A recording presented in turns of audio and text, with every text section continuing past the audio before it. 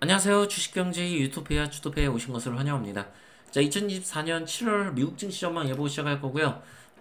일단은 자, 여러분 이게 날씨가 지금 바뀌었어요. 그죠? 자, 날씨까지 바꿨다는 이야기는 거의 미국 증시가 어쨌든 고점에 다다랐을 가능성이 높다라고 저는 이렇게 판단하고 있고, 이것은 단순히 어떤 눌림이나 이런 것이 올 것이다라는 걸 얘기를 하는 건 아닙니다.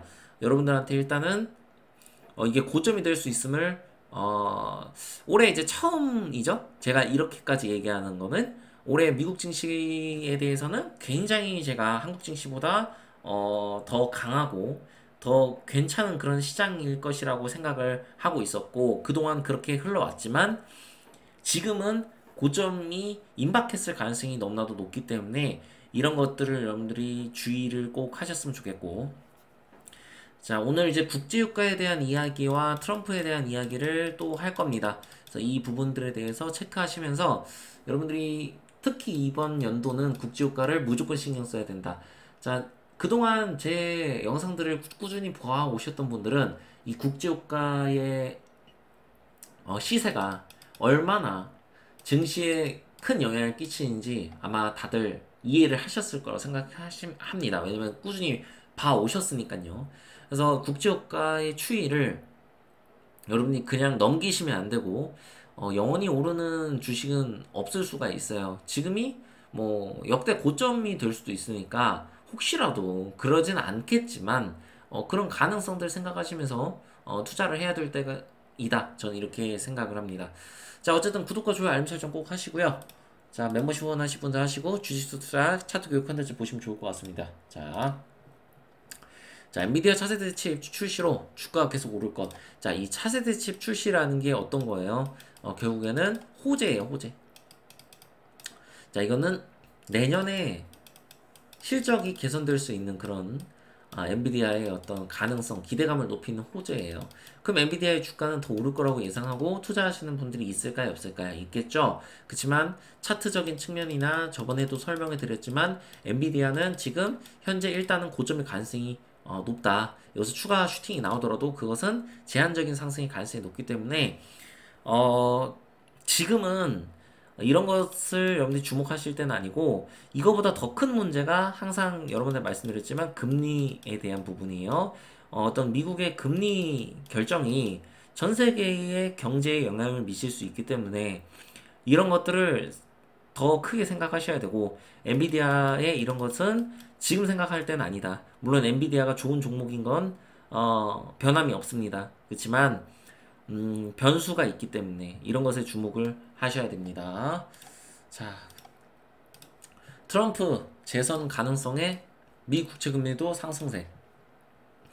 이 트럼프 리스크에 대해서 제가 올해 이야기를 했습니다. 물론 저는 이제 트럼프가 당선이 되면 오히려 증시가 더 오를 수 있을지 않을까 이런 생각도 연초에는 했었는데 지금은 전혀 그런 생각을 하고 있지 않습니다. 왜냐면 지금 가뜩이나 금리에 대한 이 인하에 대한 리스크에 대한 부분도 시장에서 우려를 하고 있어요. 자, 여러분들은 아마도 상승을 생각하는 여러분들은 금리 인하의 어떤 리스크 이런 걸 전혀 생각하지 않을 거예요. 그냥 뭐 주식은 무조건 오를 거다 이렇게 생각하실 텐데, 일단은 그렇지 않을 가능성이 현재로서는 좀 많이 높아진 상황이기 때문에 저는 이렇게 말씀을 드리는 거고, 자, 일단은 제가 틀릴 수 있는 가능성들을 여러분들이 꼭 생각을 하셔야겠죠.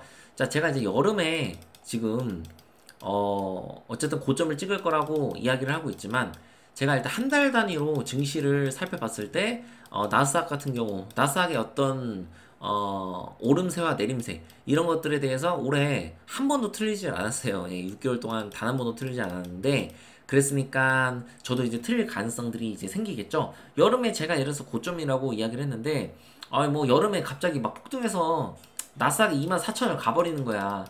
뭐 24,000 넘어서 25,000 가고, 뭐 금리 인하가 단행이 되는데 주가가 더 오르고 그런 현상들이 일어날 수도 있으니까 이런 것들은 꼭 생각을 하셔야겠지만, 제 판단으로는 그럴 가능성은 좀 많이 낮고, 지금 고점일 가능성이 너무나도 높으니까 여러분들이 좀 주의를 하셔야 되고, 트럼프가 일단은 당선이 됐을 때 리스크가 생기는 이유는 트럼프의 어떤 과거 행적을 보면 알 수가 있는데, 과거에 트럼프가 어, 공약을 내세웠을 때 안 지키는 공약도 있었지만 실질적으로 지키는 공약들도 꽤나 많았다.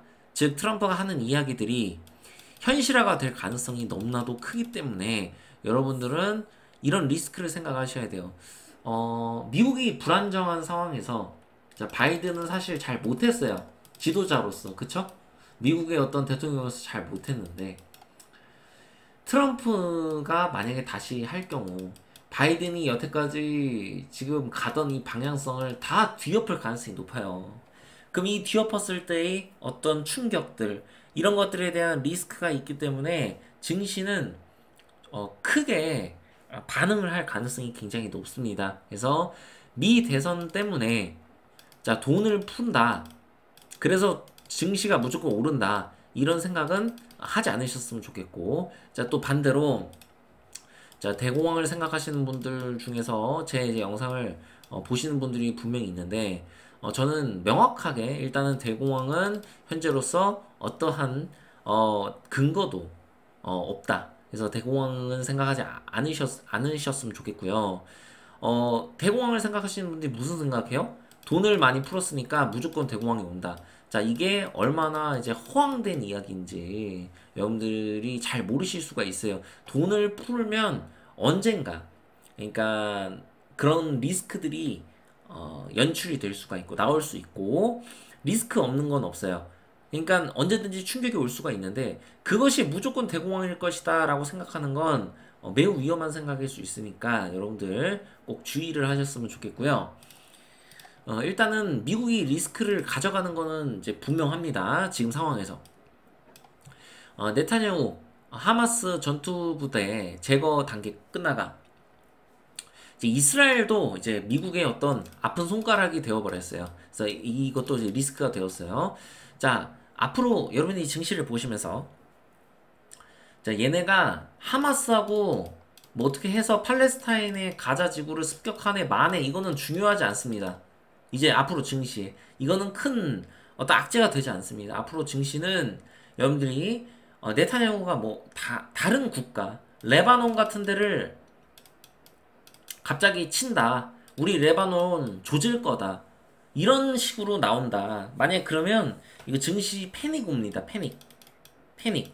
분명히 국제유가가 폭등하게 돼 있거든요.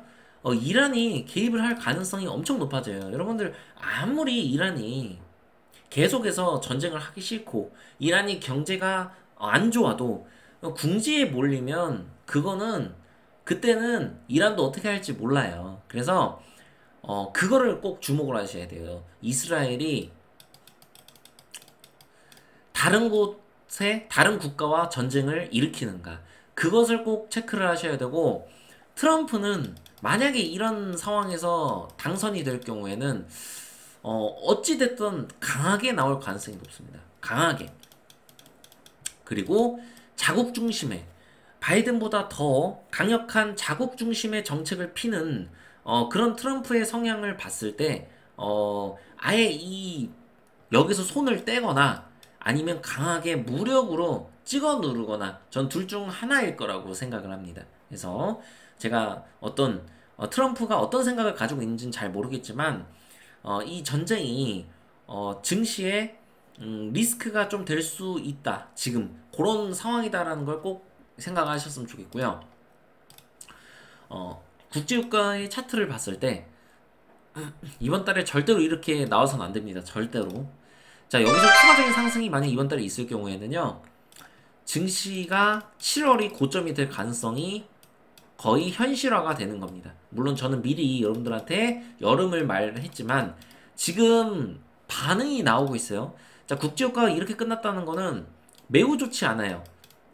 그러나 이렇게 끝났다고 해서 V자로 반등이 나올 것이다. 이렇게 확신을 드릴 수는 없습니다.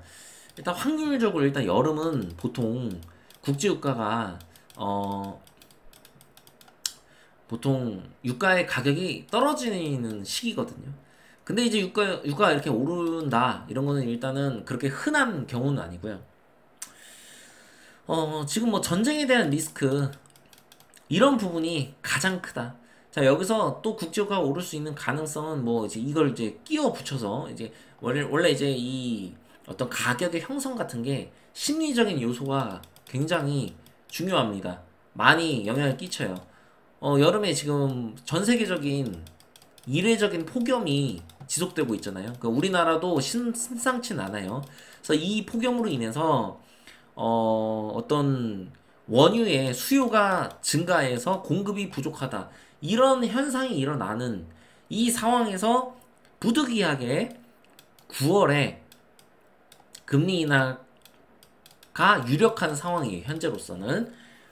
근데 여름에 만약에 국제유가가 이렇게 폭등을 하면 9월에 금리 인하는 단행하지 못할 것입니다. 그러면 결국에 금리 동결로 이어지게 될 것이고, 금리 동결로 이어진다는 것은 한국에 엄청난 리스크를 안겨다 주는 것이다. 자, 미국 같은 경우는 동결을 했다고 해서 미국이 망하거나 그러진 않을 거예요. 다만 미국이 경기 침체로 가는 이런 가능성이 엄청 커지는 거예요. 자, 지금도 고용시장이 강한데 다만 소비가 위축되고 있어요. 소비가 위축되는 현상이 일어나는데 금리를 지금 이제 곧 인하를 하지 않으면 결국 소비가 더욱더 위축되고 미국의 어떤 경기가 침체되는 이런 시그널들이 나오기 시작할 겁니다. 근데 국제유가가 폭등을 하면 금리 인하를 하지 못하니 결국에 제대로 적시적소에 금리 인하를 통해서 경기 침체를 막을 수가 없게 되니 결국에 부득이하게 금리를 동결하면서 경기 침체를 일으키고 골디락스의 가능성을 매우 낮추는 현상이 일어날 수가 있게 됩니다. 그래서 골디락스가 빠이빠이 되는 이런 현상이 일어날 수가 있어요. 그래서 올해 금리 인하는 무조건 단행을 해야 돼요. 올해 금리 인하 단행 못하면 저는 거의 99% 이거는 골디락스가 불가능하다고 저는 판단을 하고 있습니다. 예, 이거는 안 돼요. 왜냐면 제가 이거는 토요일날 1월날 이번에 영상 한번 만들면서 설명을 드리도록 하고요. 너무 길어지니까 영상. 어쨌든 여러분 좀 주의를 많이 하실 필요가 있습니다. 그래서 나스닥 같은 경우는 여기서 추가된 상승 나와도 왜 제가 여기서 더 따라붙으면 안 된다고 했어요? 자, 이격도가 이미 벌어진 상황. 자, 과거에도 이격도가 이렇게 벌어지니까 이렇게 눌리는 모습들이 나오는, 이거 똑같이 이렇게 일어날 가능성이 높습니다. 여기서 오버슈팅이 나오더라도 여기서 꼬리 달고 내려올 가능성이 상당히 존재를 하기 때문에 여러분들이 7월을 관망을 하라고 제가 말씀을 드리는 거고, 8월도 당연히 관망하라고 이야기를 하는 겁니다. 그러니까 저는 2개월 연속 여러분들이 관망을 할 필요가 있다 라는 거를 미리 여러분들한테 좀 제 포지션에 대해서 말씀을 드리는 거고, 저 같은 경우는 지금 주식 투자를 하면서 여러 가지 고민이 많습니다. 제가 앞으로 보고 있는 어떤 미래, 이런 것들에 대해서 지금 이제 여름 기준으로 보이는 것들에 대해서 조만간 영상들 찍어서 제가 올릴 테니까요. 도움되시는 분들 있었으면 좋겠고요. 어쨌든 여러분들 성투하시고 너무 욕심 부리지 않는 그런 포지션을 가지고 여름을 그렇게 투자를 해 나가셨으면 좋겠습니다. 구독과 좋아요 알림 설정 꼭 하셔야겠죠. 주식경제 유토피아 주토피아였습니다. 감사합니다.